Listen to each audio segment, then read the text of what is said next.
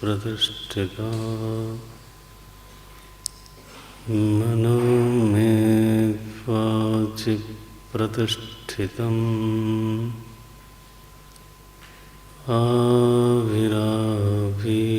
आविराविर्मयेधि वेदस्य मानिस्थः श्रुतं मे मा प्रहासीः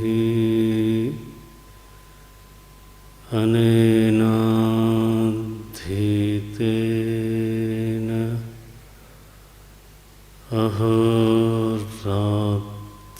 अहोरात्रान् संदधामि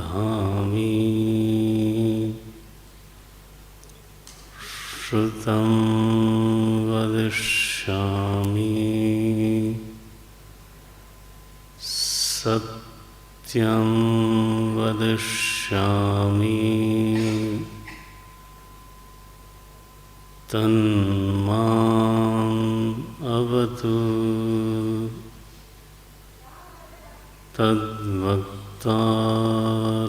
तद्वक्तारमवतु अवतु माम्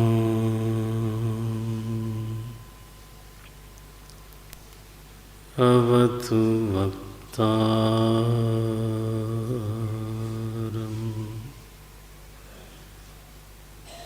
अवतु वक्तारम्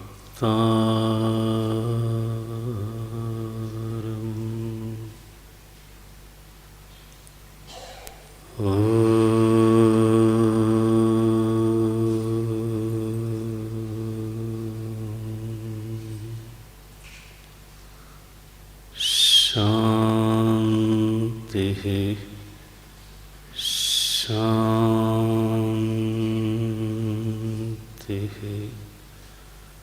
शान्तिः।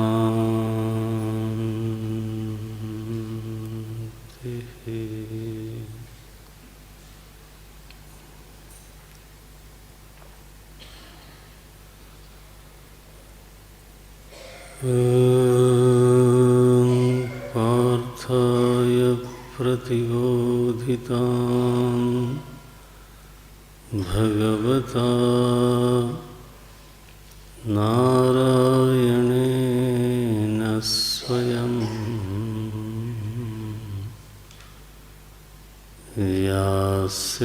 व्यासेन ग्रथितां पुराणमुनिना मध्ये महाभारतम्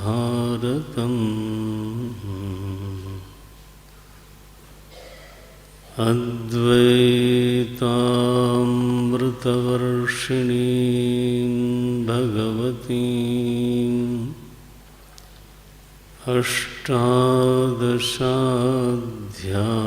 अष्टादशाध्यायिनीम् अम्ब त्वामनुसन्दधामि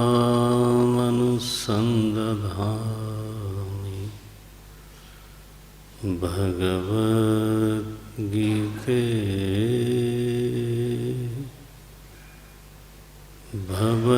भवद्वेषिणी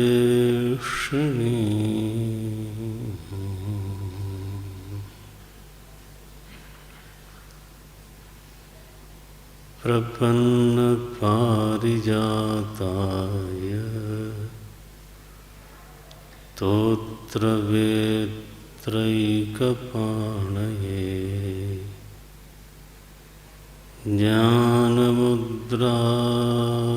कृष्णाय गीतामृतदुहे नमः। वसुदेवसुतं देवं कंसचानूरमर्दनम् देवकी परमानन्दम्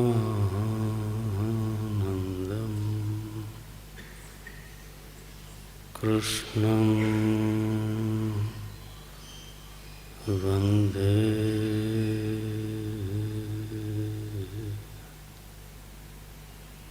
जगद्गुरुम्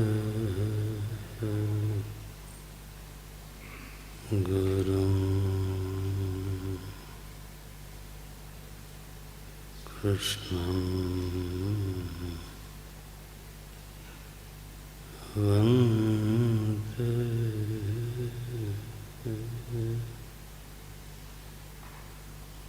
जगद्गुरुम्।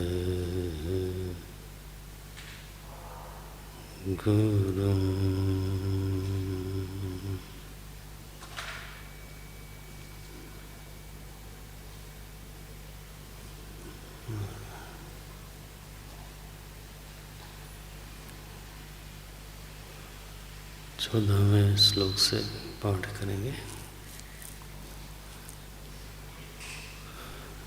मात्रा स्पर्शास्तु कौन्तेय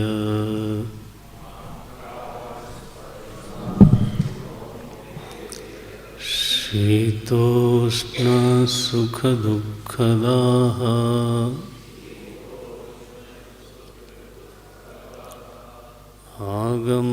आगमाप्यायिनो नित्याः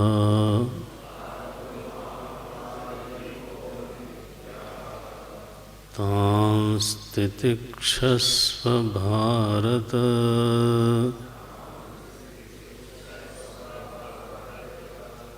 यं हि न व्यथयन्त्येते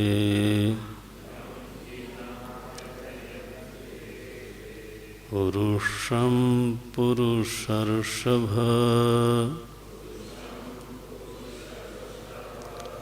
समदुःखसुखं धीरं सोऽमृतत्वाय कल्पते।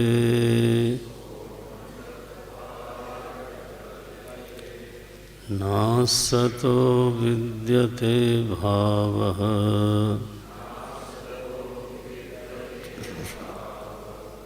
नाभावो विद्यते सतः।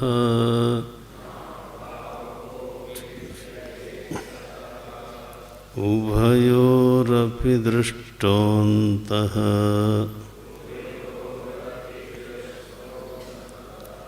त्वनयोस्तत्त्वदर्शिभिः।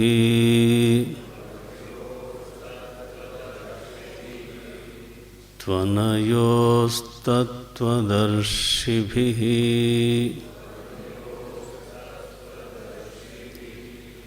अविनाशी तु तद्विद्धि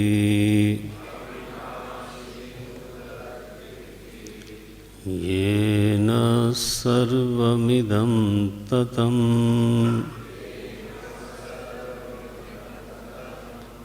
विनाशमव्ययस्यास्य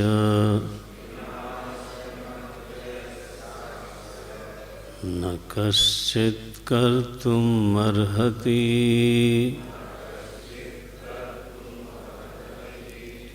अन्तवन्तैमे देहाः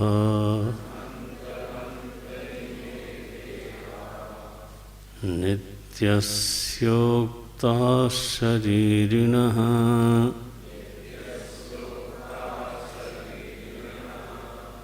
अनाशिनो प्रमेयस्य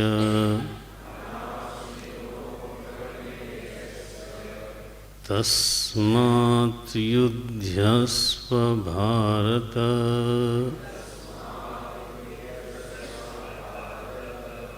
तस्मात् युध्यस्व भारत।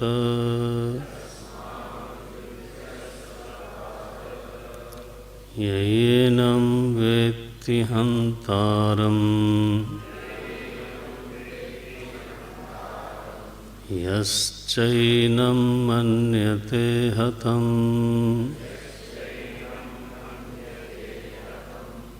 उभौ तौ न विजानीतः।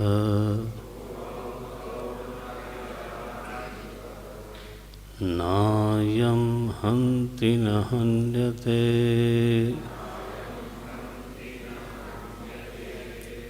न जायते म्रियते वा कदाचित्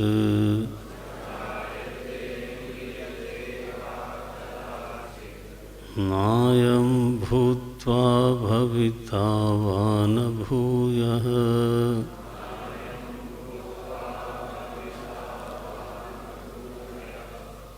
अजो नित्यः शाश्वतोऽयं पुराणः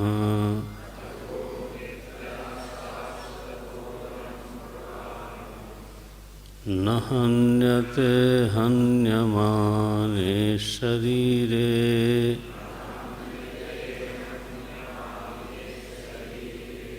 न हन्यते हन्यमाने शरीरे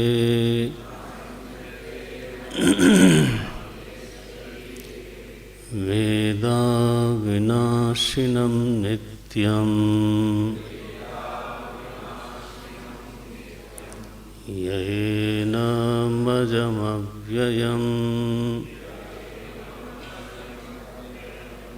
येनमजमव्ययम् कथं स पुरुषः पार्थ कं घातयति हन्तिकम्। वेदा विनाशिनं नित्यम् येनमजमव्ययम्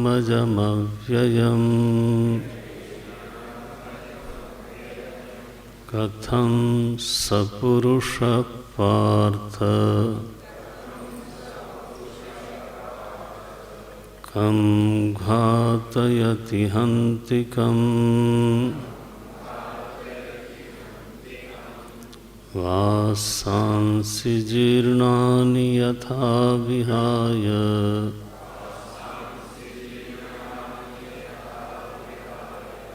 नवानि गृह्णाति नरोपराणि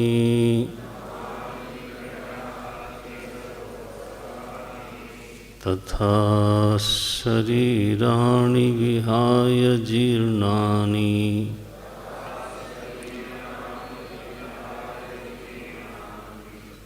अन्यानि संयाति नवानि देहि।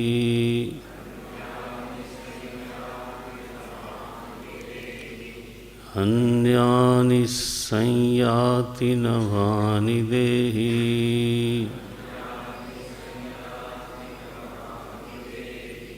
नैनं छिन्दन्ति शस्त्राणि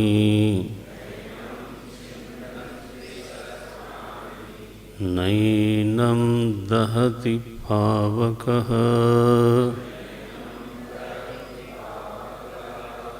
न चैनं क्लेदयन्त्यापः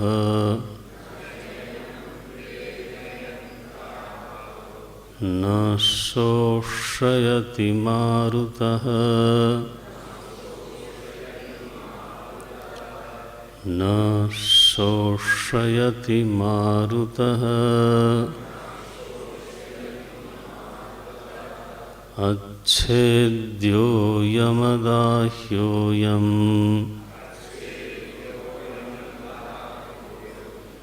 अक्लेद्यो शोष्य एव च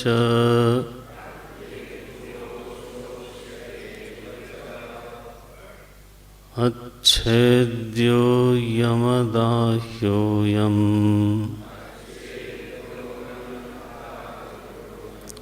अक्लेद्यो शोष्य एव च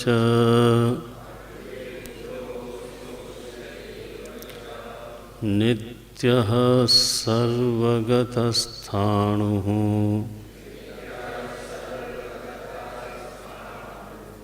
अचलोऽयं सनातनः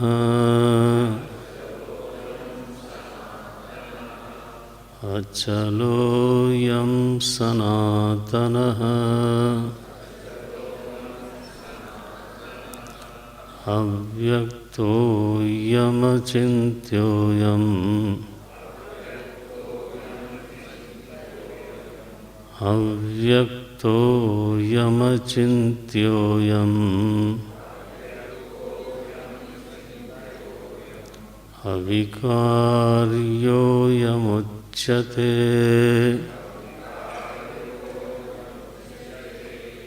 अविकार्योऽयमुच्यते तस्मादेवं विदित्वैनं तस्मादेवं विदित्वैनं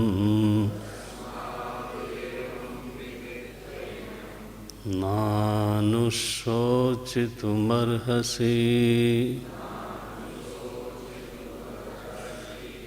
नानुशोचितुमर्हसि।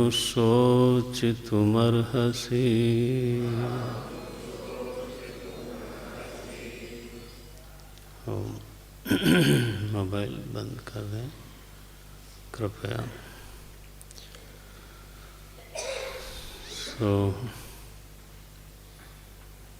भगवान ने कल के उपदेश में ये बात कही कि किसी भी बड़े लक्ष्य की प्राप्ति में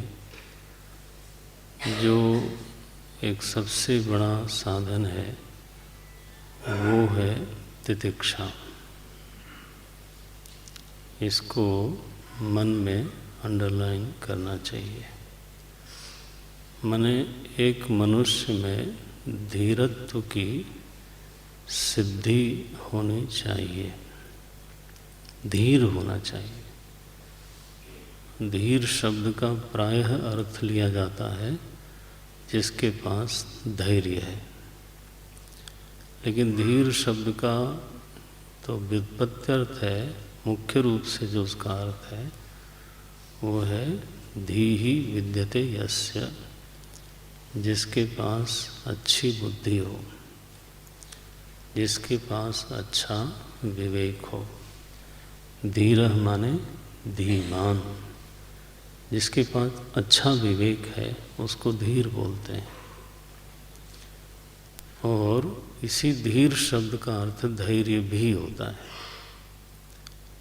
धियम राति विषयेभ्यः, व्युत्पत्ति ऐसे निकालेंगे,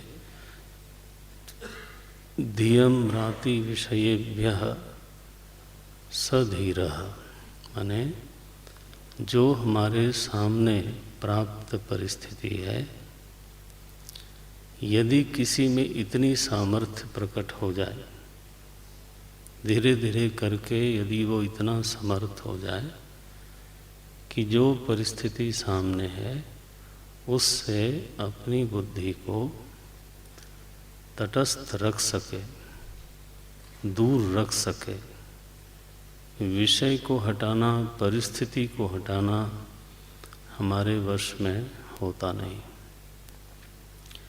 परिस्थिति विचित्र चीज है, प्रायः तो प्रारब्ध का परिणाम मानी जाती है। प्रायः इसलिए कह रहा हूँ क्योंकि ये सारे विषय इतने उलझे हुए हैं कि अनिर्वचनीय होते हैं। भागवत में 5-6 कारण बताए हैं, तो इसलिए हम उतना विस्तार में नहीं जाते, गंभीर साधकों का विषय हो जाता है। तो लेकिन प्रायः लोग परिस्थिति को प्रारब्ध का फल मानते हैं। नाउ प्रारब्ध का फल है तो अवश्य में वो भोक्तव्य, तो भोगना होता है। मुझसे पूछ के परिस्थिति आती नहीं और मुझसे पूछ के जाती भी नहीं। कई बार हम चाहते हैं कि परिस्थिति बनी रहे, वो चली जाती है। कई बार हम चाहते हैं कि ना आवे और वो आती है। हमारे रोकने पर भी आती है, हमारे धकेलने के बावजूद वो जाती नहीं, बनी रहती है। और एक दिन ऐसा आता है कि ऐसे चली जाती है जैसे कभी मेरे जीवन में थी ही नहीं। तो परिस्थिति पर अपना कोई बहुत नियंत्रण हो, ऐसा बहुत ज़्यादा देखने में नहीं आता। हालांकि हम परिस्थिति से ही जूझते हैं और जूझना चाहिए, उसमें कोई दिक्कत नहीं है। लेकिन परिस्थिति में हमारे गुरुदेव कहा करते थे, रिएक्ट नहीं करना चाहिए, रेस्पॉन्स करना चाहिए। इसको मैं दोहरा देता हूँ।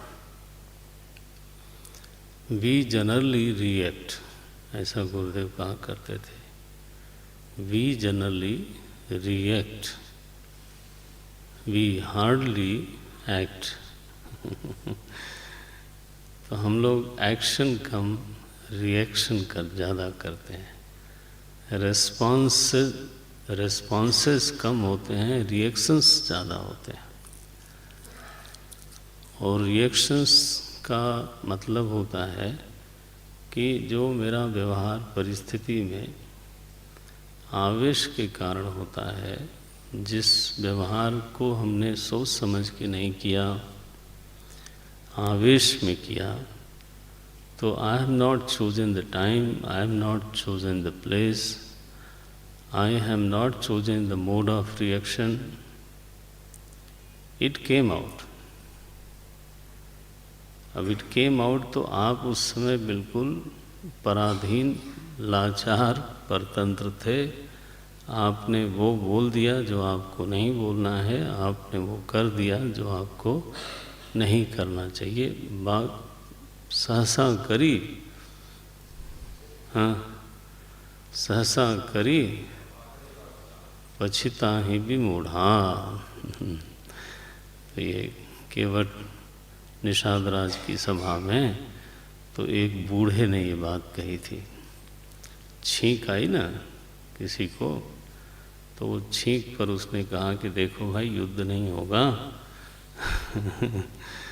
तो एक कहा बूढ़ा, एक वृद्ध व्यक्ति, बुजुर्ग आदमी ने, अनुभव से भरे हुए आदमी ने कहा कि देखो भाई, सहसा करी पछताए विमूढ़ा, ये जल्दीबाजी में कोई काम मत करो। आवेश should not be our governor. इतना तो जीवन में हमको करना ही चाहिए। That should not become the governor of my life. मेरे विवेक के हाथ में अगर लगाम हो तब तक तो ठीक है, लेकिन कहीं आवेश के हाथ में लगाम चली जाए तो वो बात ठीक नहीं है। तो इसलिए परिस्थिति में हमें उद्यम करना है, लेकिन परिस्थिति में प्रतिक्रिया नहीं होनी चाहिए।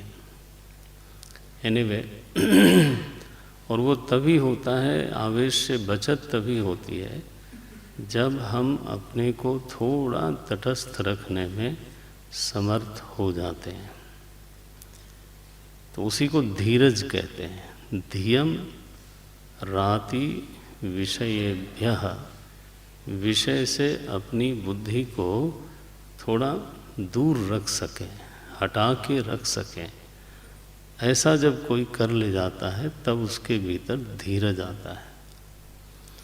इसलिए कालिदास की भी जो परिभाषा कल मैं उद्धृत कर रहा था कि विकार हेतु सति विक्रियन्ते येषां न चेतांसि तएव धीराः, कि विकार का हेतु उपस्थित होने पर भी चित्त में विकार ना आवे उसको धीर बोलते हैं। विकार क्यों नहीं आया? क्योंकि चित्त को विकार के हेतु से उसने दूर रखा। सामने होने पर भी उसके भीतर इतना सामर्थ्य प्रकट हो गई कि वो अपने को तटस्थ रखने में समर्थ है। इसका मतलब ये नहीं कि वो अकर्मण्य होगा, बल्कि he will be the chooser. वहीं बैठ जाए, वहीं बैठ जाए, वो आ गया, तो इधर बैठ जाओ। ऐसा क्यों करते हो भाई तुम? हाँ, मैंने वो एक बाद में आएंगी और फिर तो ऐसे नहीं करना। तो विकार हेतु सति विक्रियन्ते, तो हम कह रहे थे निरुद्यमी होने का आदेश नहीं है शास्त्र में, लेकिन आवेश से बचेंगे तब उद्यम करेंगे। यदि आवेश के घेरे में आवेंगे तो उद्यम नहीं होगा, तब प्रतिक्रिया होगी। कृपया इस भेद को समझा जाए। तब रिएक्शन होगा। I will fail to respond the situation, rather I will be reacting continuously and that will create the chain reaction। बस। और फिर हम उलझते जाते हैं। हम सब लोगों की कहानी है, रोज़ का अनुभव है कि फिर वो चेन रिएक्शन तो ये है ना कि फिर और उलझता है, उलझता है, उलझता है। तो इसलिए वहीं बैठे हैं, आगे ना हो। Don't do that. ये क्या तरीका है? उसकी सी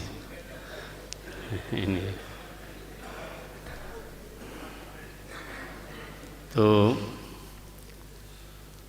वो भगवान ये कह रहे हैं कि तुम तितिक्षा की बात कर रहे थे, तो मैं देखूं तुम क्या तितिक्षा करके दिखा सकते हो।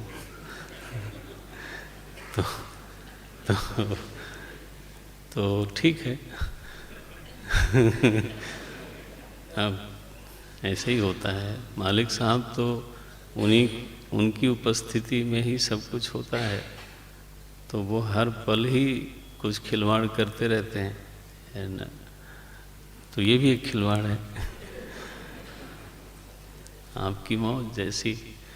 एनीवे, तो हम ये कह रहे थे कि किसी बड़े लक्ष्य की प्राप्ति के लिए भगवान ने 14वां मंत्र है, इसको बार बार पढ़ना चाहिए।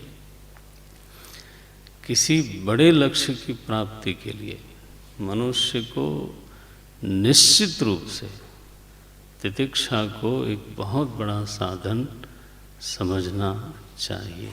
तितिक्षा माने मंगल बुद्धि से सुख और दुख दोनों को सहन करना।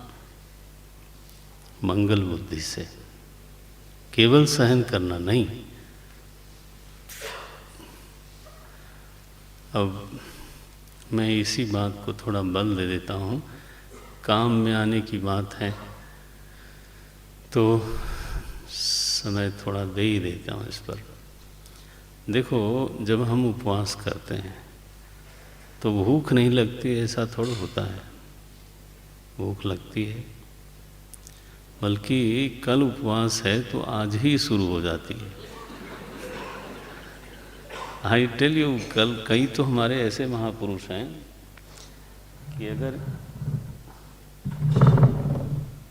अगर उनको ये एहसास हो जाए कि कल यार फिर से आ गया सोमवार, का कमाल है, रोज आया रहता है और रोज़ कैसे आएगा? जब भी आएगा तो हफ्ते भर बाद आएगा। लेकिन अब वो तो व्रत कहाँ से मैंने ले लिया। वो किसी को जन्माष्टमी परेशान करती है, रोज आई रहती है, देखो भला, रोज आती है। तो ये तो होता नहीं, लेकिन वो एक रात पहले से ही शुरू किया, भाई कल तो कुछ मिलेगा नहीं, आग दबा लो पहले। फिर दिन भर मुश्किल, उसमें भी बहुत वैरायटी आजकल हो गई हैं। मुझे एकादशी के बारे में कहा जाता है कि गुजराती में 11 बोलते हैं उसको। हाँ, 11 माने 11 रस उस दिन होना चाहिए, तब जाके एकादशी संपन्न होती है। और दूसरे दिन इसलिए ओवर ईटिंग होती है क्योंकि कल में व्रत था, जबकि व्रत नहीं थे। तो एनीवे, ये तो विनोद वाली बात है। जो ईमानदारी से भी उपवास करता है, लगन से करता है, उसको भी भूख तो लगती है और मन बार बार भोजन की ओर जाता भी है। और लोग कहते हैं कि जब मन भोजन की ओर जा ही रहा है तो उपवास करने का क्या फ़ायदा। ये हम सुनते रहते हैं लोगों को। माने उपवास करने का फायदा तब जब मन भोजन की ओर जाए ही नहीं। ये गलत बात है, ये सही नहीं है। भोजन की ओर मन जाता है क्योंकि शरीर की ज़रूरत है, वो ठीक है। लेकिन ज़रूरत होने पर भी और मन के जिद करने के बावजूद मैंने जो निश्चय किया था, मैं उस निश्चय में बरकरार रहूं, ये उपवास सिखाता है। जीत किसकी हुई? रुचि की या निश्चय की? तो बलवान कौन बना? निश्चय। ये उसका आध्यात्मिक फल है। ध्यान रखना, पुण्य होता होगा सो होता होगा, लेकिन जो आध्यात्मिक फल है वो ये है कि मेरी विजय हुई और मन मुझे हरा नहीं सका। गया तो गया, लेकिन मैंने उसकी बात नहीं मानी। I was able to ignore my own mind. ये जो एबिलिटी का एहसास हुआ और ये जो एबिलिटी का विकास हुआ, ये उपवास का फल है।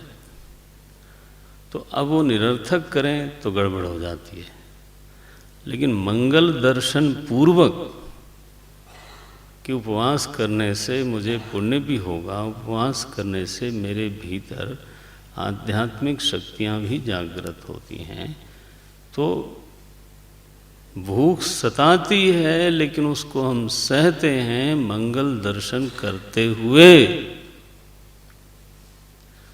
अगर मंगल दर्शन न हो तो हमारी बुद्धि एक दिन कह देगी कि why are you fighting with yourself, अपने साथ क्यों लड़ते मरते रहते हो।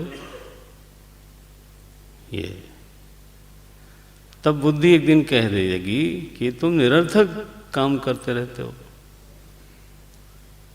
तो ये निरर्थक नहीं होना चाहिए। इसलिए तितिक्षा तब तितिक्षा है जब सहन तो करें, लेकिन उस सहन के पीछे बुद्धि में वो दिखता रहे कि ऐसा करने से मुझे मेरे लक्ष्य की ओर जाने में मदद मिलने वाली है। तो बड़े बड़े मैंने तप आधार सब सृष्टि भवानी, गोस्वामी जी ने कहा। करोड़ों पति क्रिकेटर हैं आज, दिन भर बताइए बाहर फील्ड में दौड़ते रहते हैं, उमस हो तो, सर्दी हो तो, धूप हो तो, उनके घर वाले पैसा एंजॉय करते हैं, नॉट दोज पीपल। बड़े बड़े फुटबॉलर, बड़े बड़े क्रिकेटर, बड़े बड़े सेना के लोग, किसान बिना तप के है ना। न विद्यार्थी विद्यार्थी हो सकता है, न किसान किसान हो सकता है, न सैनिक सैनिक हो सकता है, न व्यापारी व्यापारी हो सकता है। तो लिखा गोस्वामी जी ने, तप आधार सब सृष्टि भवानी। ये बहुत बड़ा गुण है जो भगवान ने यहाँ इंगित किया है। तान तितिक्षस्व, लक्ष्य बड़ा हो तो अर्जुन उसको पाने का एक बड़ा साधन है तितिक्षा। और तुम पिन प्रिक्स में उलझते रहोगे तो कभी भी बड़े लक्ष्य की ओर यात्रा करना तुम्हारे लिए संभव नहीं हो पाएगा। एक दिन तितिक्षा का फल होगा धीरत्व। और जो धीर है, सह 15वें श्लोक में आया, सह अमृतत्वाय कल्पते, वही अपने स्वरूप के अमरत्व में प्रतिष्ठित हो पाता है। अर्जुन, ये शर्त है उसकी कि उसको धीर होना चाहिए। कठोपनिषद में तो ये शब्द बार बार आता है, कश्चित धीर प्रत्यगात्मानम ऐक्षत आवृत्त चक्षु अमृतत्वमिच्छन्न। कश्चित धीर, एक ही शब्द बार बार बोलते हैं भगवान। उपनिषद, उपनिषद माने वेद ऐसा बोलता है। सो धीरो भव, आदेश ये हुआ भगवान का कि हर व्यक्ति को धीरत्व की ओर बढ़ना चाहिए। अब 16वें श्लोक में सिद्धांत का, कल हम लोगों ने यहाँ पूरा किया था कि जो सत है, मैंने अमृतत्व की बात करी, अमरत्व की, तो अमरता है क्या? बोलते हैं देखो भाई, ये तो ज्ञानियों ने निश्चय कर दिया, जो सत है उसका कभी अभाव नहीं, और जो असत है उसका कभी भी भाव नहीं होता। तो कल हमने निवेदन किया था कि इस जगत को किस श्रेणी में रखें फिर, क्योंकि सत कहेंगे तो कभी न कभी शरीर का अभाव हो जाता है। पहले भी अभाव था, बाद में भी इसका अभाव होगा। असत कहें तो ये बनता ही नहीं है, क्योंकि इस समय तो है। तो सद्रूप से ये निर्वचन नहीं हो पाता, असद्रूप से भी निर्वचन नहीं हो पाता। तो सत असत दोनों नहीं कह सकते जगत को, तब एक तीसरा शब्द दिया गया, उसका नाम रखा गया मिथ्या। अब ये दुनिया में मिथ्या शब्द को लेके काफ़ी मिसअंडरस्टैंडिंग है, और लोग, कई लोग नाराज़ भी हो जाते हैं कि हैं मिथ्या बोलते हो, सुनते ही नाराज़ हो जाते हैं। अरे भैया, मिथ्या एक बड़ा अन्वेषण है, क्योंकि गीता जी तक तो दो ही कैटेगरी थी, या तो कोई चीज़ सत है या तो कोई चीज़ असत है। तो मैं अपने शरीर को सत बोल सकता हूँ? नहीं बोल सकता, क्योंकि ना भावो विद्यते सतः। असत बोल नहीं सकता, क्योंकि असतः भावः न विद्यते। तो मैं इस शरीर को, जो इस समय मेरा व्यक्तित्व है, उसको मैं जब सत नहीं बोल सकता, असत नहीं बोल सकता, तो तीसरा शब्द कहीं से कहीं लाना ही पड़ेगा। We have to find out the third category somewhere. तो इसको मिथ्या बोलते हैं। और कमज़ोर दिल वाले जब बहुत होते हैं, तब हम लोग वेदांत में इसको बोलते हैं व्यावहारिक सत्य। जो सत है उसको बोलते हैं पारमार्थिक सत्य, और जो सच में मिथ्या है उसके लिए एक और शब्द बनाया गया, वो है व्यावहारिक सत्य। तो आपका जो शरीर है, मेरा शरीर है, व्यक्तित्व है, वो एक व्यावहारिक सत्य है। व्यावहारिक सत्य माने व्यवहार से उसकी सत्यता सिद्ध होती है। मतलब वही होता है। और व्यवहार न हो तो उसकी सत्यता सिद्ध नहीं होगी। व्यवहार से जो चीज़ सच सिद्ध होती है वो वास्तव में सच नहीं होती। आप देखो, काम पड़ने पर क्या बोलते हो कहावत, काम पड़ने पर गधे को भी, आप बोलो, तो व्यवहारिक सत्य इसको बोलते हैं कि ये तो काम पड़ने पर जिनकर मुख देखत दुख लागे तिनको करत परत है प्रणाम। अरे साहब, आप जैसा कोई अफसर ही नहीं आया शहर में और आप मन में गाली दे इसको बोलते हैं व्यवहारिक सच। इसलिए मतलब वही होता है, आप ज़्यादा उसमें महत्व बुद्धि मत कर लेना, तो व्यवहारिक सत्य है भैया। असली शब्द जो है वो मैंने बोल दिया। अब प्रश्न आया कि ये जो अमर तत्व आपने बताया, सत्य कहा, ये क्या है, इसके लक्षणों का जरा वर्णन किया जाए। सत्य नाम की कोई चीज ऐसी है भी क्या जिसका कभी अभाव नहीं होता? प्रभु आपने कहा सत्य वो है न अभावः विद्यते सतः। अब गीता जी ने कहा, मालिक साहब ने ये बात कह डाली, तो आप उसमें प्रश्न भी नहीं कर सकते, केवल खोजना पड़ेगा कि क्या ऐसी कोई चीज है जिसका कभी अभाव नहीं होता। मुझे तो कोई मिलता दिखाई नहीं देता। सबके शरीर नाशमान है, हर चीज यहाँ नाशमान है। यहाँ तक कि सुना जाता है कि पृथ्वी भी प्रलय काल में नष्ट हो जाती है, जल भी सूख जाता है, अग्नि तत्व का लोप होकर गैसेज बदल जाती हैं, गैस में वायु तत्व रह जाता है और वायु आकाश से अभिन्न हो जाता है। और यहाँ तक सुना जाता है कि आकाश का भी लोप होता है। बोले महाराज, आकाश का हम लोग कभी सोचते ही नहीं, इतना छोटी दुनिया में कुकड़ू कू करते रहते हैं, आकाश का लोप ऐसा हो सकता है? बोले सुषुप्ति में होता है कि नहीं? जब आप गहन निद्रा में होते हैं उस समय प्रपंच नहीं होता, ये तो ठीक है, आकाश रह जाता है। प्रपंच भी नहीं होता और प्रपंच का जो अवकाश देने वाला आकाश है वो भी उस समय आपके अनुभव में नहीं रहता। तो वेद ने कहा आकाश का लोप होता है और आपका अनुभव भी है। ध्यान रखना कि आकाश का भी लोप होता है।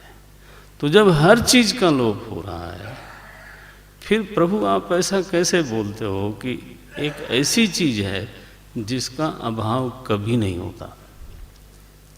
कथम एतद् विजानीयाम, हम कैसे इस बात को समझें?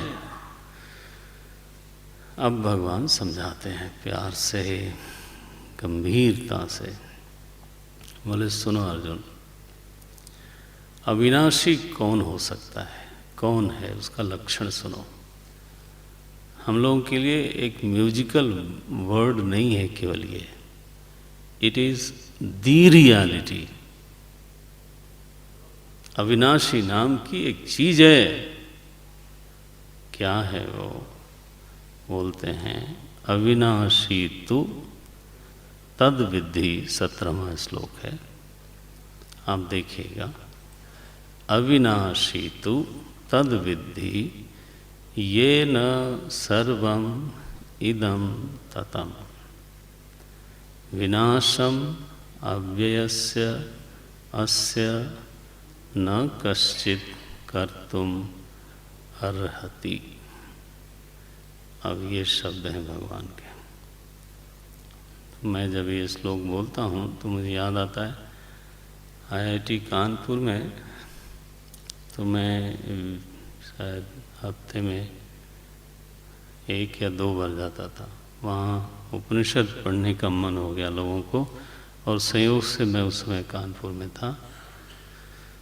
तो पहली एक टॉक उन्होंने, मैं तो उस समय निवृत्ति में था, लेकिन वो हमारे मित्र लोग थे वहाँ कुछ, तो ज़बरदस्ती हुई, आग्रह हुआ तो मैं गया।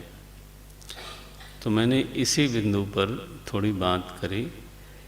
आईआईटी के डिप्टी डायरेक्टर थे उस समय डॉक्टर लाल, तो उनका बड़ा ड्राइंग रूम था, वहीं पर कुछ साइंटिस्ट लोग थे। मैंने कहा वेदांत में नित्यता का स्वरूप क्या है वो मैं आपके साथ शेयर करता हूँ, और साइंस में नित्यता का स्वरूप क्या है वो आप हमको बताइएगा। और you know IIT the top institution तो हमने इस श्लोक को थोड़ा उद्धृत किया। वेदांत का ये निर्णय है कि जो चीज़ व्यापक नहीं है वो कभी नित्य नहीं हो सकती। देखो क्या वाक्य लिखा है, येन सर्वम इदम ततम अविनाशी तु तत् विद्धि। अर्जुन इस बात को जानो, कम टू रियलाइज।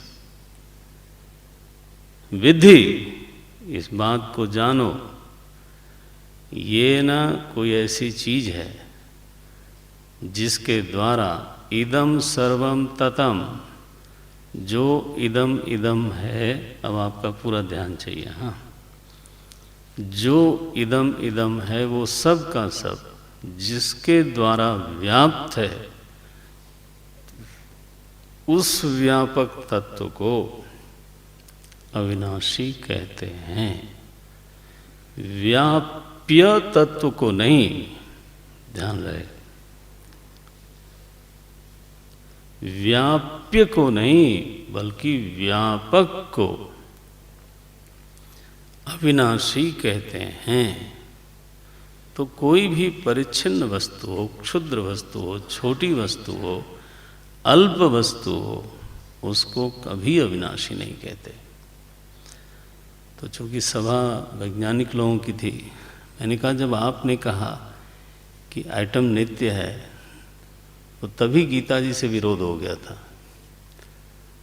और तभी हमारे वेदांत के विद्वानों ने कहा था कि आप गलती पे हो, क्योंकि जो व्यापक नहीं है वो नित्य नहीं हो सकता, ऐसी हमारी गीता जी का निर्णय है। ये केवल शब्द थोड़ो हैं, इस विषय में पूरी कसावट के साथ विचार हुआ है। तब एक दिन एटम टूट गया और फिर उसमें से इतनी भयंकर एनर्जी निकली, तो आपने कहा नहीं, ये भी ब्रेकेबल है। Now you say that energy is immortal. ऊर्जा जो है वो नित्य है, वो बढ़ती नहीं, वो घटती नहीं, वो पैदा नहीं की जा सकती और वो नष्ट नहीं की जा सकती। तो हमने पूछा कि आकाश का एनर्जी से क्या संबंध है।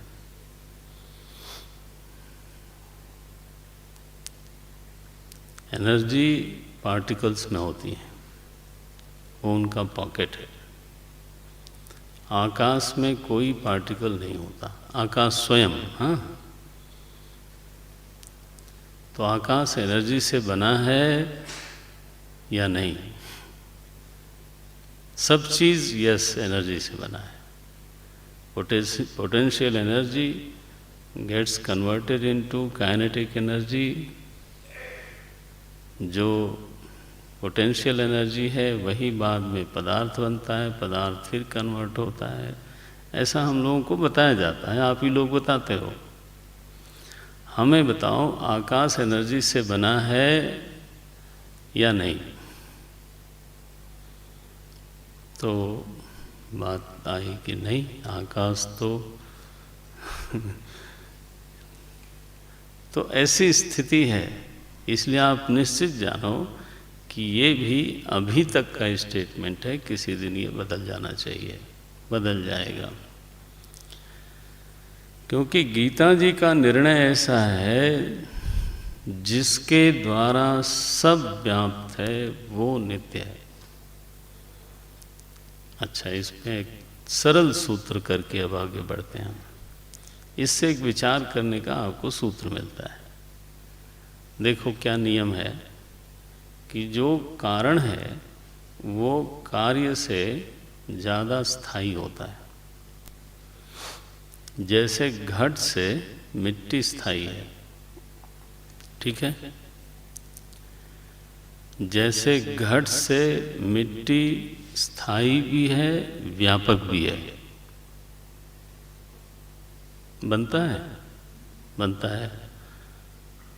तो हजारों लाखों घट हों तो भी मिट्टी उन सबसे व्यापक होगी। घट के टूटने से मिट्टी टूटेगी नहीं, और घट के बनने से मिट्टी खत्म नहीं होती, वो घट में रहती है। तो नियम बन गया कि जो कार्य है उसकी अपेक्षा जो कारण है वो नित्य है और व्यापक है। बस दो चीज याद कर लें। नौ, हमारे आपके सारे शरीरों की अपेक्षा पंचभूत नित्य है और व्यापक है।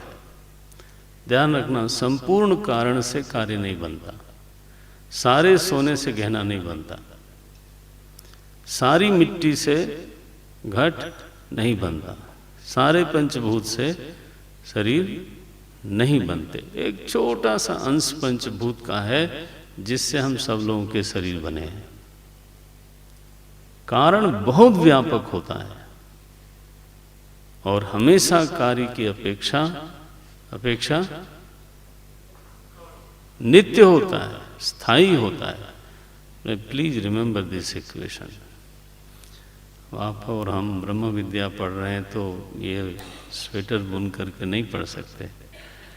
इसको तो आपको जो आपका तथाकथित साइंस है ना, उससे ज़्यादा दिमाग चाहिए। साइंस से वेदांत कंफर्म नहीं होता। वेदांत से अगर साइंस कंफर्म हो तो हो, ना हो तो वो गलत है। आजकल शौक है लोगों को, साइंस से वेदांत कंफर्म करते हैं। साइंस 50 बार अपने निर्णय बदल चुकी नहीं, तो फिर आप कहो कि वेदांत भी बदलता रहे, तब तो हो गया। बड़ा साइंटिफिक प्रोजन किया। We consider it not compliment. हम मानते हैं ये हमारे एक तरह से डिग्रेशन हो गया। साइंटिफिक प्रोजन, वेदांत साइंस का मोहताज बनाना चाहते हो आप। वेदांत भयंकर जबरदस्त विद्या है। आप कभी तो झलक दिखाते हैं आपको। कभी गुरुकुल में जब आप पढ़ो तो दिमाग खड़े हो जाएंगे बिल्कुल। ऐसी ही पढ़ाई होती है। अच्छा चलो, तो ये कम से कम ये दो चीज याद रहे। कार्य की अपेक्षा कारण व्यापक होगा और नित्य होगा। आप इस नियम की परीक्षा कर लो 1000 बार और पक्का कर लो। फिर मैं एकदम आखिरी छलांग लगाता हूं जी।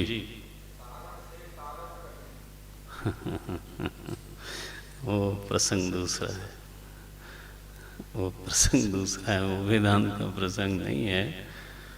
वो प्रसंग ये है कि भरत जी अपने को कोस रहे हैं, तो गलत जगह गलत बात कोड नहीं करनी चाहिए। वो भरत जी बेचारे तो अपनी ग्लानि में ये शब्द बोलते हैं, कोई सिद्धांत बताने के लिए नहीं कर रहे हैं। और वो बात भी गलत थी, क्योंकि अगर कई मान लो थोड़ी देर के लिए कि कठोर थी, कुटिल थी, तो अगर भरत जी का वाक्य सही होता तो भरत जी को और कठोर होना चाहिए था।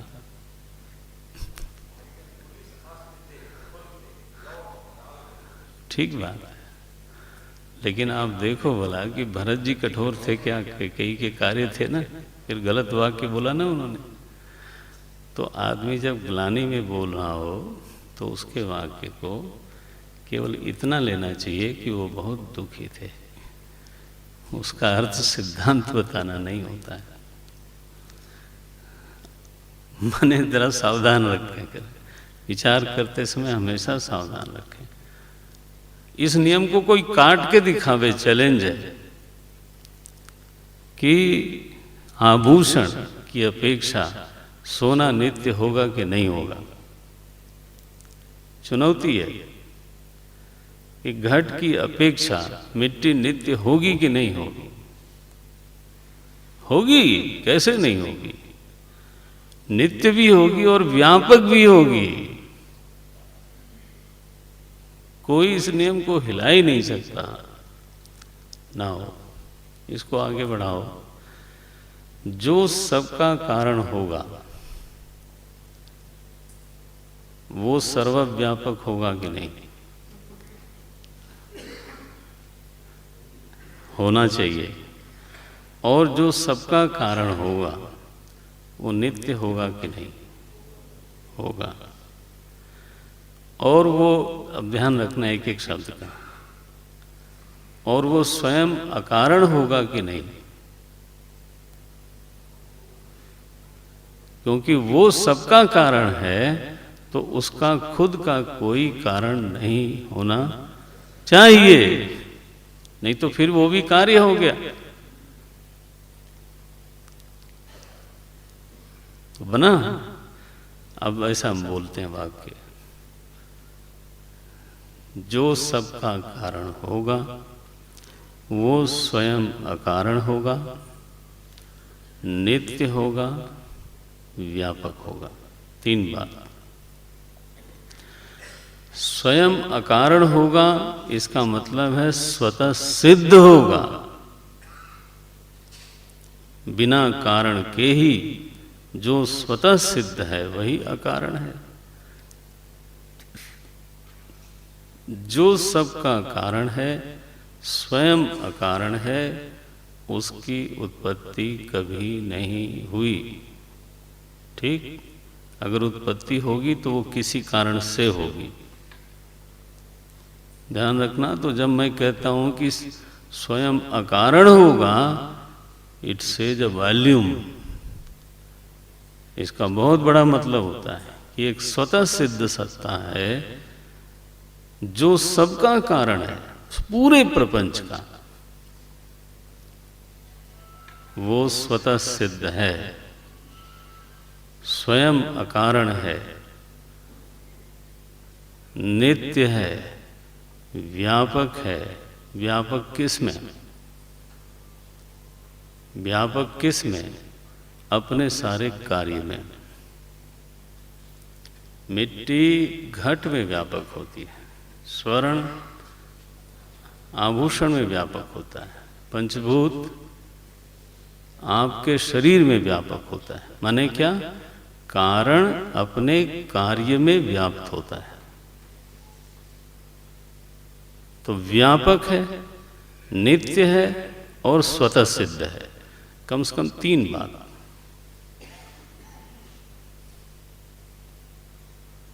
बस कम से कम तीन बात पक्का कर लीजिए। भगवान क्या बोलते हैं?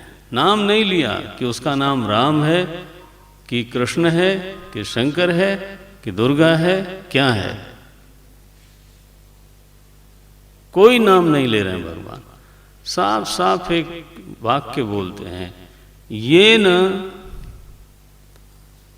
इदम सर्वम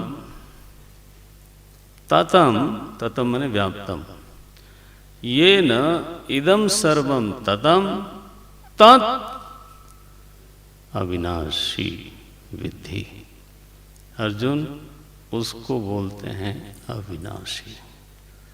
बोले ओ, ठीक हो गया। तो जब ये कार्य नहीं था तब भी वो था, तब दो थे कि एक थे? एक था, तो उसको अद्वैत बोलेंगे कि नहीं बोलेंगे? तो अकेला एक कोई अद्वैत तत्व था। नौ, अद्वैत तत्व में पूरा ध्यान चाहिए, अद्वैत तत्व में विकार नहीं हो सकता।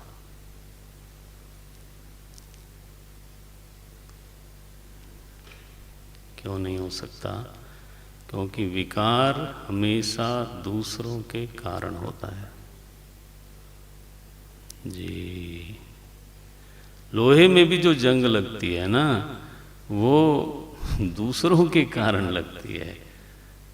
वेदांत में एक वाक्य आता है, स्वात्मनि क्रिया विरोधात्। कोई वस्तु अपने आप में विकृत नहीं हो सकती। न्यूटन का नियम बाद में आया, वेदांत का नियम पहले से था। जब न्यूटन ने ये कहा कि जो चीज़ जैसी है वैसी बनी रहती है जब तक कि उस पर बाहरी दबाव न पड़े, ठीक है?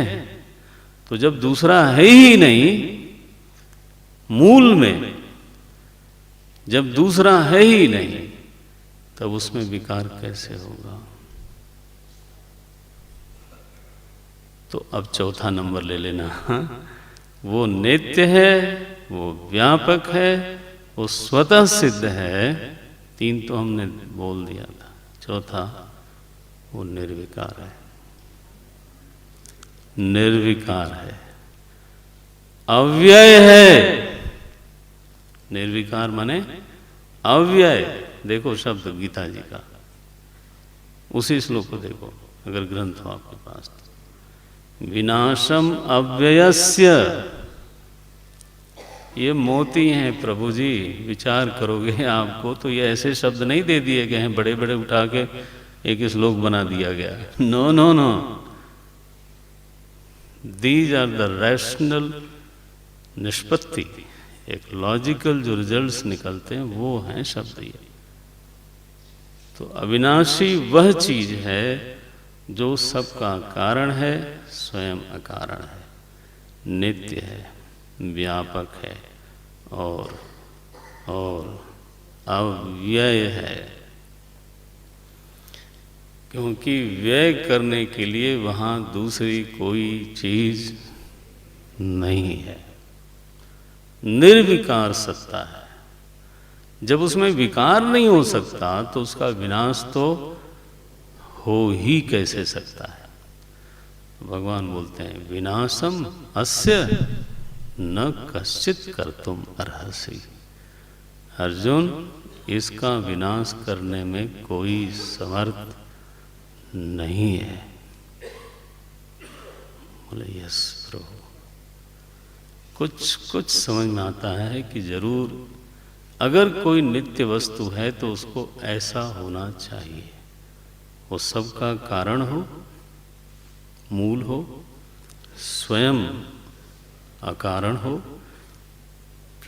वही नित्य होगी, वही व्यापक होगी और वही निर्विकार होगी।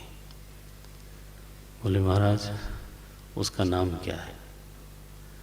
क्योंकि आदमी नाम का बड़ा भूखा है, अभी तक तो बड़ा एब्स्ट्रैक्ट है, इसका नाम बताइए। बोले बताता हूँ, चिंता मत करो। अगला श्लोक देखें 18वां। अंतवंत झटका लगेगा अगर सीरियसली आप चल रहे होंगे तो। 18वां श्लोक है, अंतवंत इमे देहा नित्यस्य उक्ता शरीरिणः अनाशिनः। ग्रंथ देखें, अनाशिनः अप्रमेयस्य तस्मात् युध्यस्व भारत। आहा, भगवान बोलते हैं अच्छा अर्जुन अब सुनो, इमे देहा बहुवचन है, इमे देहा अंतवंत, ये सारे देह विनाशी हैं, यस, लेकिन इसका जो देही है ना, बोले महाराज देही, जो इसका शरीर ही है, शरीर वाला। बोले महाराज शरीर की बात कर रहे हो? बोले हाँ, वो तो मैं ही हूं। बोले यस, शरीर वाला कौन है? आप ही हो प्रभु। शरीर है और इसको ओन करते हो आप, तो आपका नाम पड़ा शरीरी। भगवान कहते हैं अर्जुन, जिस नित्य की मैं बात कर रहा था वो तुम ही हो। देखो क्या बोल गए, नित्यस्य उक्ता शरीरिणा। शरीरी नित्य है। अब अगर समझ में न भी आए तो श्रद्धास्व, श्रद्धा बल से स्वीकार करो कि भगवान क्या बोलते हैं।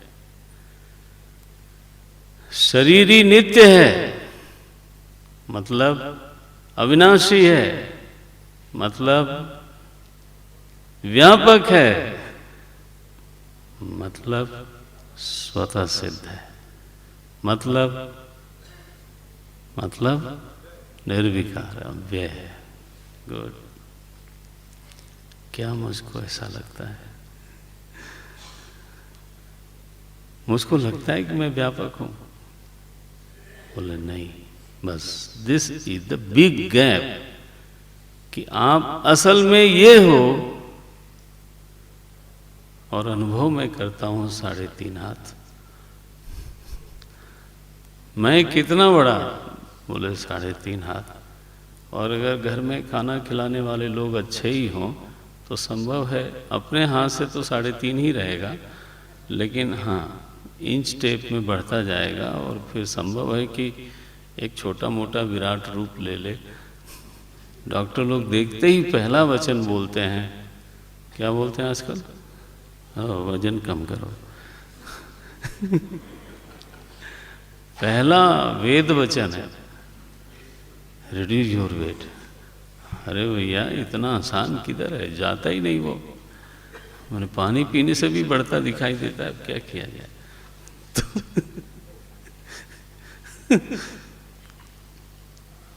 कितना व्यापक हो आप? बोले 3.5। भगवान क्या बोलते हैं, देह परिमाण अहम।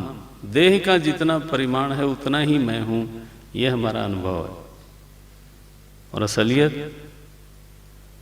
असलियत है ये न सर्वम इदम तथा।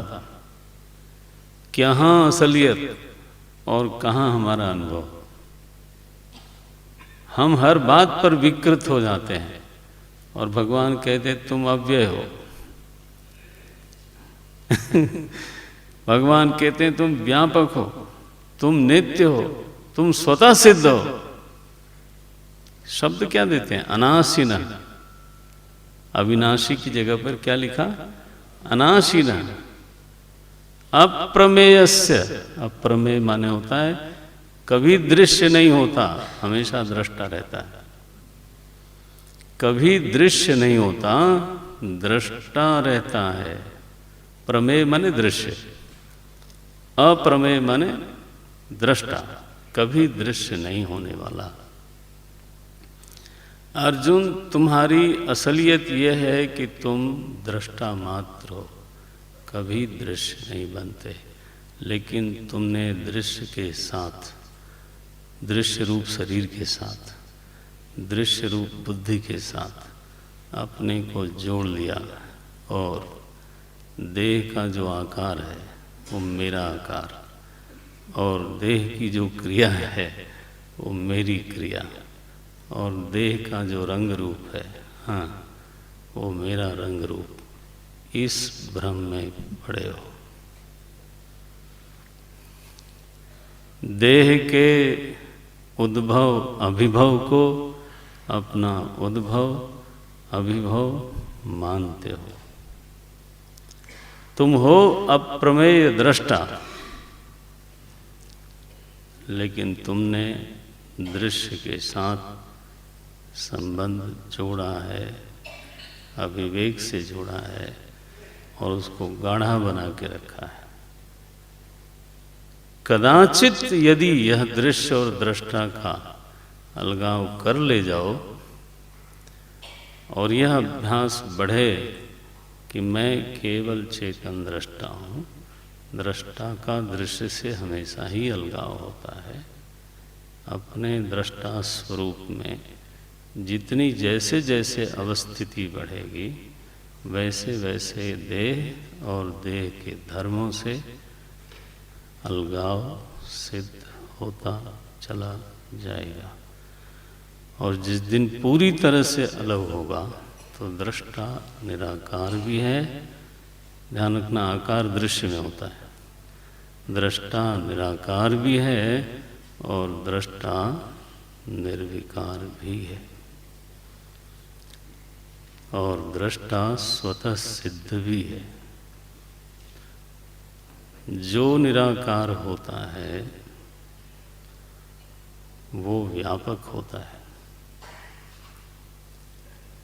ये ऐसे वाक्य हैं, हमें समाज में बोलने में भी अटपटा लगता है, लेकिन फिर भी हमारे गुरुदेव का आदेश था कि हम लोग ऋषियों की ही संतानें हैं, चाहे नालायक ही सही।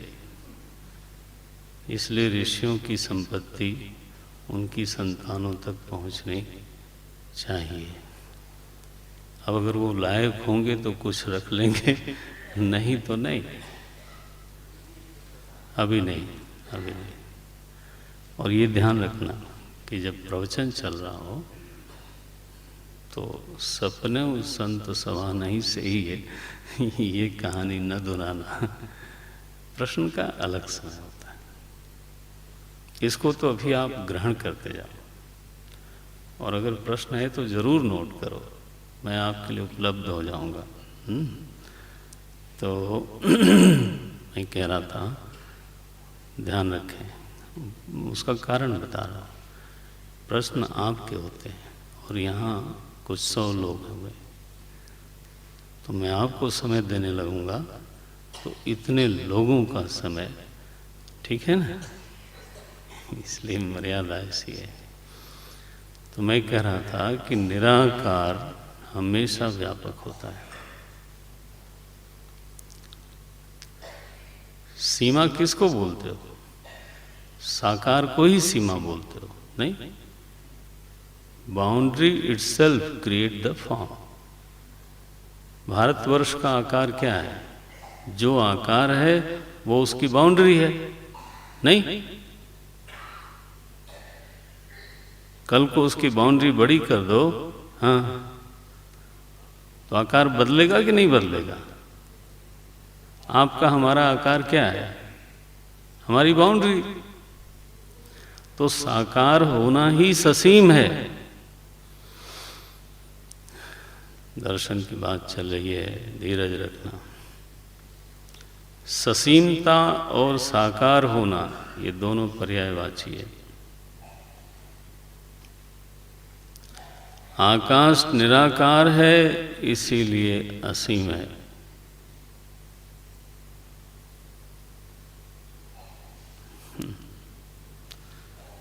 दृष्टा, अगर ये समझ में आ जाए किसी को कि दृष्टा निराकार है, तो अगली बात समझ में आ ही जाएगी कि चूंकि वो निराकार है इसलिए उसमें किसी सीमा की उपलब्धि नहीं हो सकती, वो निस्सीम है।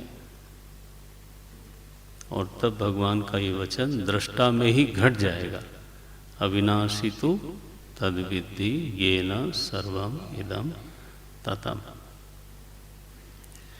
यह जो वाक्य है, ध्यान रखना, ये एनर्जी और एटम में नहीं घटेगा। यह जो वाक्य है वो जब भी घटेगा तो शरीर में ही घटेगा। भगवान ने एम्बिग्यूटी रखी नहीं, धुंधलापन रखा नहीं। भगवान ने साफ कहा कि नित्य कौन है। नित्य कैसा है?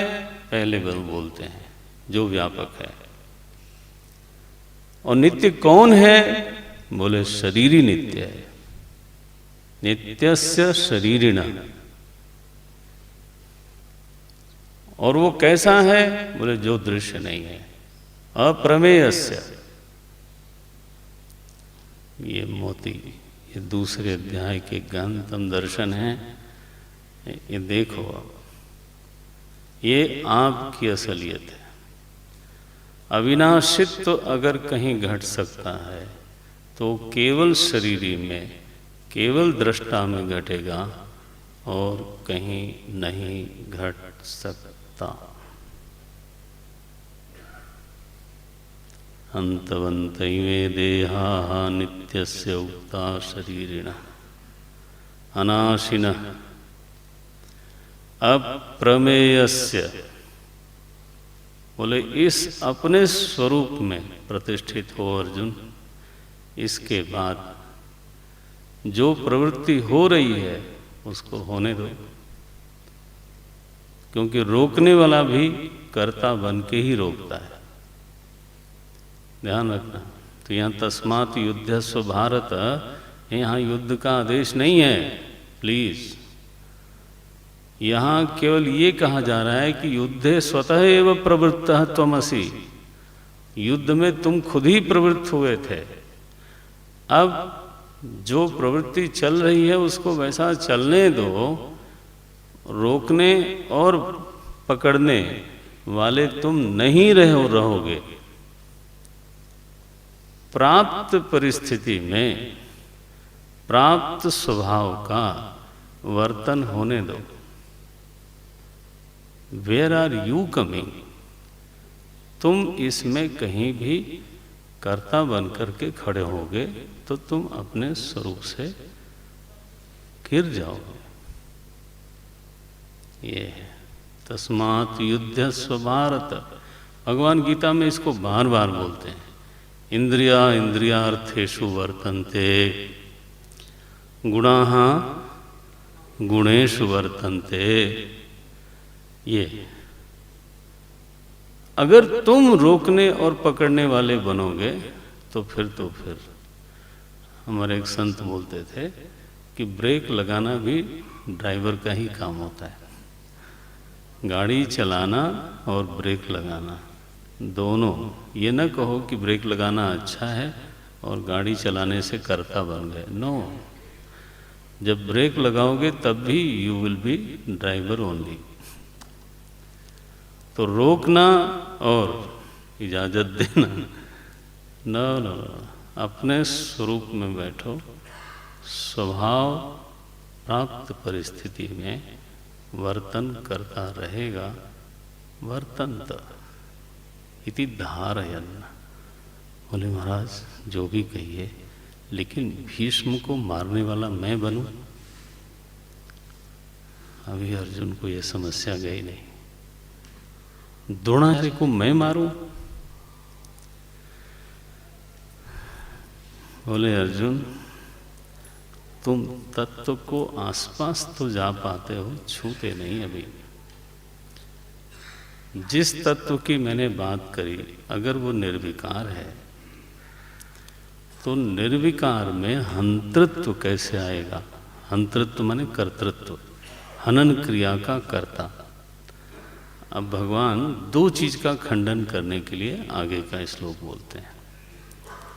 एक तो है क्रिया का कर्ता, और एक जो हम अनुभव करते हैं क्रिया का कर्म, यानी दूसरे की क्रिया से मैं प्रभावित होता हूँ, यह मेरा अनुभव है। और मैं क्रिया करता हूँ तो दूसरा प्रभावित होता है, ये भी मेरा अनुभव है। यानी मैं करता भी हूँ और कर्म भी बन रहा हूँ। कर्म माने संस्कृत वाला कर्म, व्याकरण वाला। नाउ ईप्सित तमम कर्म, मैं ही कर्म बन रहा हूं, मैं ही करता। सरल भाषा में इसको समझें। जब मैं क्रिया करता हूं तो दूसरा प्रभावित होता है। जब दूसरा क्रिया करता है तो मैं प्रभावित होता हूं। तो दूसरे की क्रिया का प्रभाव मुझ पर पड़ रहा है, मेरी क्रिया का प्रभाव दूसरे पर पड़ रहा है। ये हमारा अनुभव है। भगवान कहते हैं ये तुम्हारा अनुभव जरूर है, लेकिन गलत है। बोले महाराज कैसे गलत है? बोले बस जो नहीं जानता वही ऐसा अनुभव करता है। देखिए क्या बोलते हैं, हंता चेत, यही है ना 19वां श्लोक, येनम वेत्ति हंतारम यस चैनम। पढ़ ले जरा इसको, मैं एक बार गा के पढ़ता हूँ, आप दोहरा लीजिएगा। येनम वेत्ति हंतारम,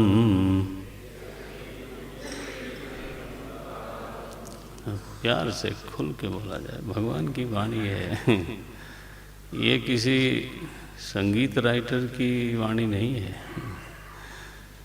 येनम वेत्ति हंतारम यश्चैनं मन्यते हतम् उभौ तौ न विजानीतः नायं हन्ति न हन्यते नायं हन्ति न हन्यते न जायते म्रियते वा कदाचित्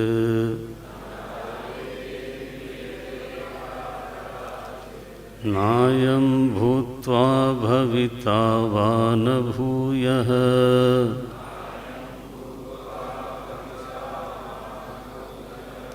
अजो नित्यः शाश्वतोऽयं पुराणः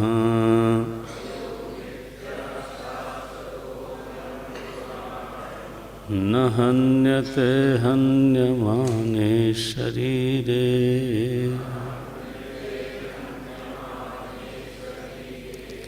न हन्यते हन्यमाने शरीरे।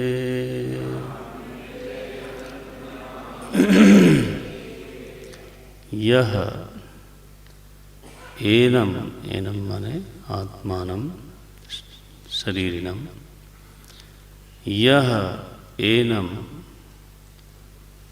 यह एनम वेत्ति हंतारम, जो इसको ऐसा जानता है, अनुभव करता है कि मैं हंता हूँ। हंता हूँ माने किसी भी क्रिया का मैं करता हूँ। और यश्चैनम मन्यते हतम, और जो ये अनुभव करता है कि दूसरों की क्रिया का मेरे ऊपर असर पड़ता है। बोले अगर तुम्हारा अपने बारे में ये ख्याल है,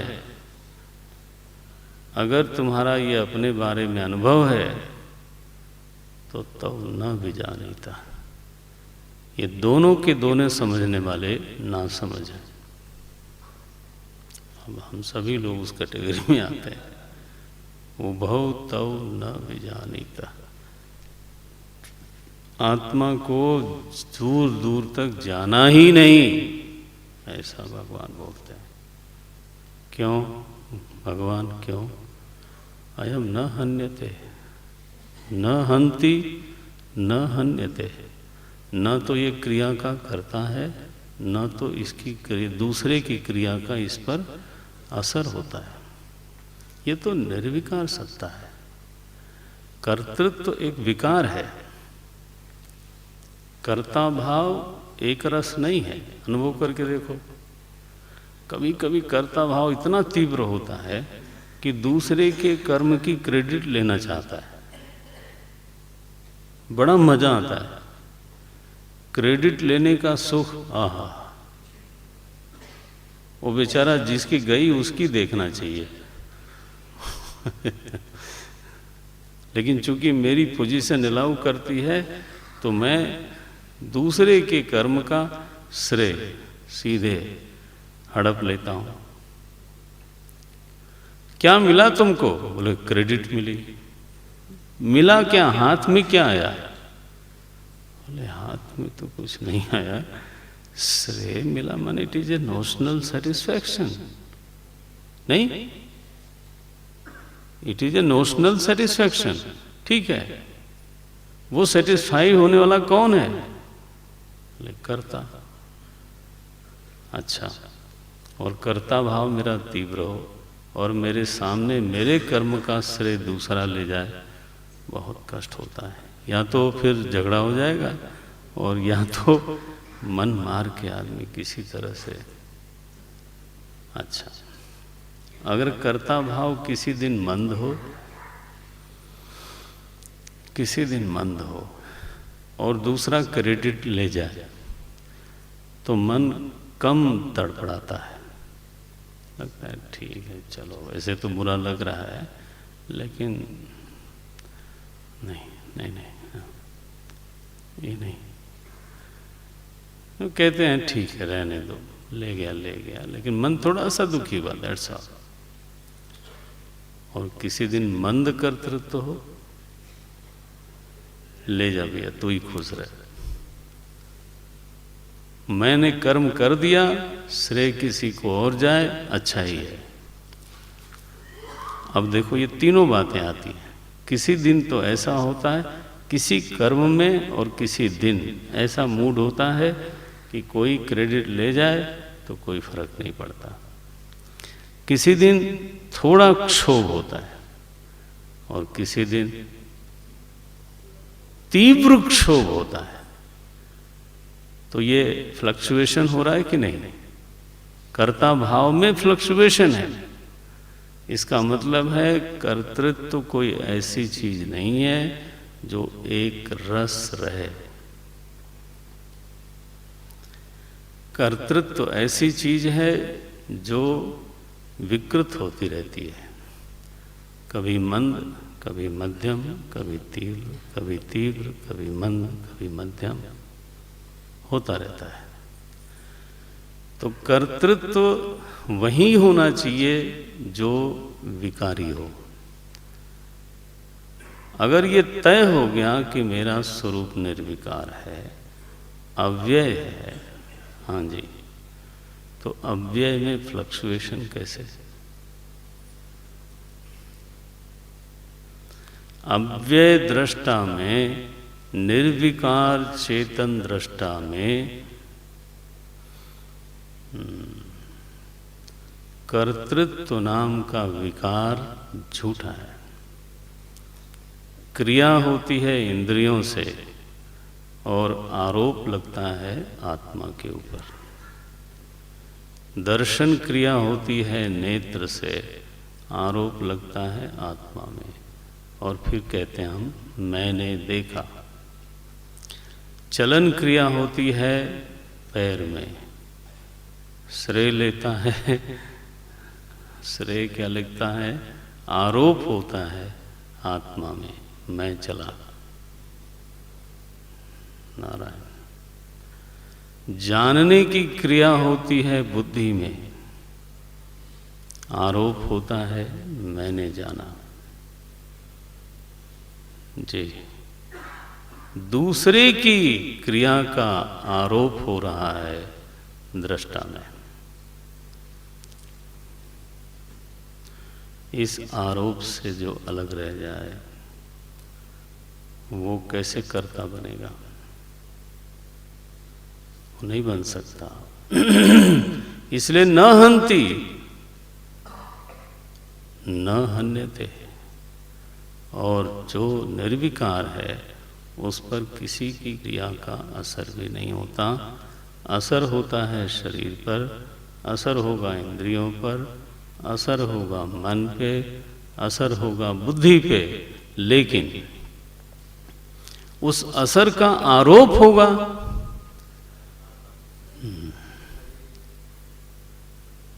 बालक कैसे हो? भ्रम ही, हाँ, बालक भ्रम ही न भ्रम ही गृहादि।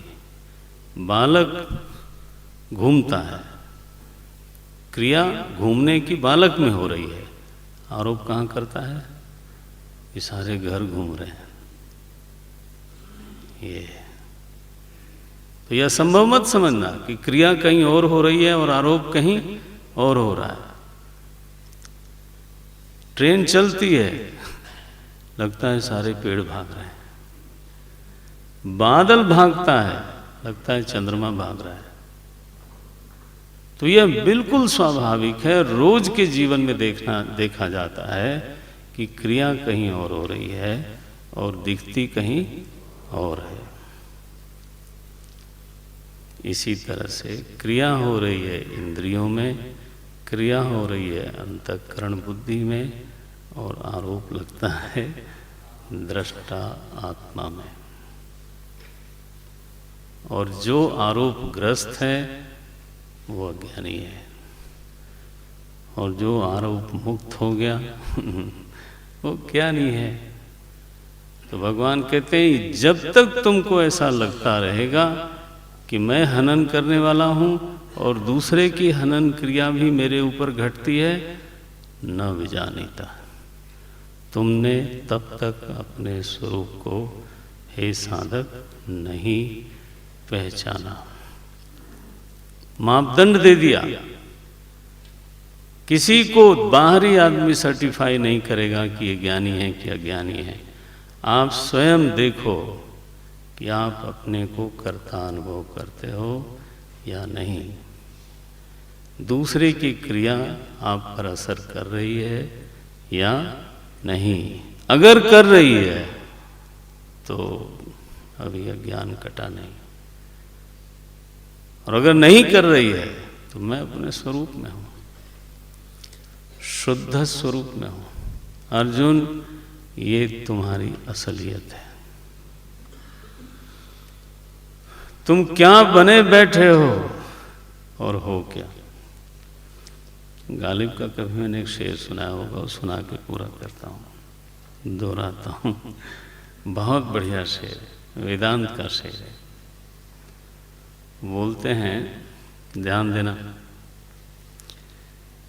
इंसान की बदभक्ति, जागो, इंसान की बदभक्ति अंदाज से बाहर है। माने बदभक्ति माने दुर्भाग्य। इंसान की बदभक्ति अंदाज से बाहर है। और गालिब इंसान को ही जरा गाली देते हैं। इंसान की बदभक्ति अंदाज से बाहर है। कमबख्त खुदा होकर बंदा नजर आता है। कमबख्त खुदा होकर बंदा नजर आता है। इंसान की बदभक्ति अंदाज से बाहर है। तो हम लोग उसमें पड़े हुए हैं। कल समापन दिवस है, कल देखेंगे, आरती करते हैं। नारायण। और जिनको बहुत जल्दी ना हो तो वो बैठे रहें। प्रवचन की पूर्णता के बाद श्रीमद् भागवत गीता जी की आरती के लिए आमंत्रित हैं श्री दुबे जी एवं श्रीमती दुबे जी, श्री पीडी दुबे जी एवं श्रीमती दुबे। क्योंकि कई दुबे हो सकते हैं। और आरती करें, जल्दी करें, जल्दी जल्दी जल्दी। दीक्षित जी,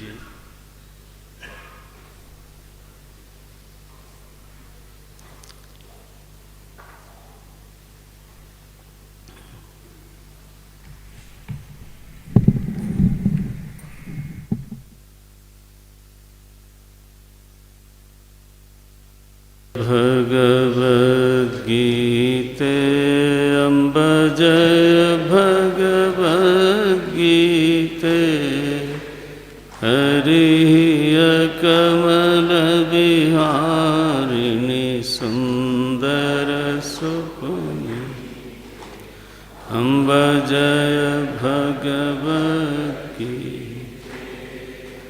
कर्म सुमर्म प्रकाशिनी कमासक्ति हरा तत्वज्ञान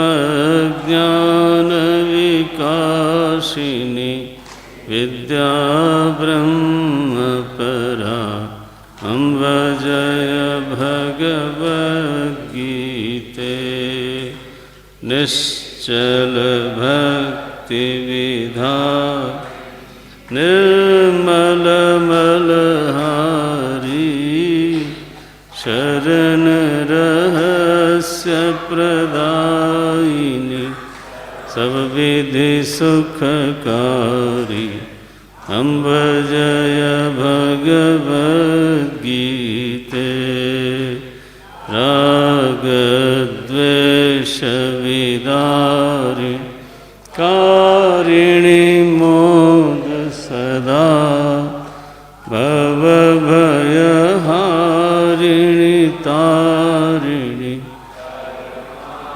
नंद प्रदाम्ब जय भगवद गीते साक भाव विनाशिनी नाशिनी तम रजनी दैवी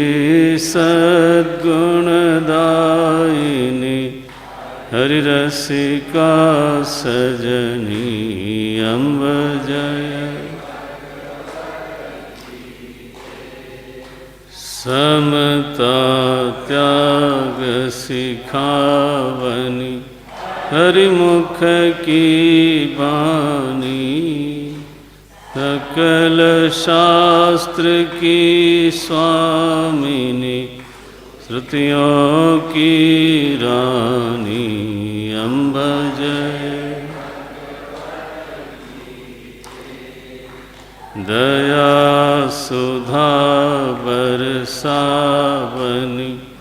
मातु कृपा की जय हरिपद प्रेम दान कर अपनों कर लीजय अम्ब जय भगवद गीते जय भगवद गीते अम्ब जय भगवद गीते हरिय कमल विहारिणी सुंदर सुपुनीते अम्ब जय भगवद गीते जय